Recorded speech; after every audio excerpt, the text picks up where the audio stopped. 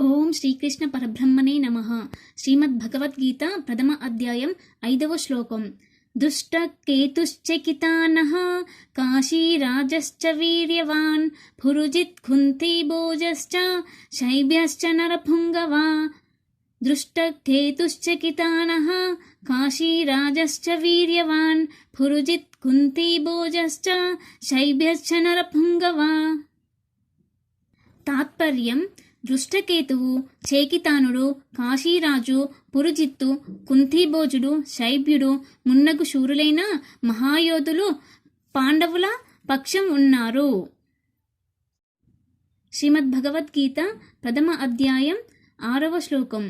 యుధామన్యుశ్చ విక్రాంత ఉత్తమౌజశ్చ వీర్యవాన్ సౌభద్రో ద్రౌపదేయాశ్చ సర్వ ఏవ మహారథా.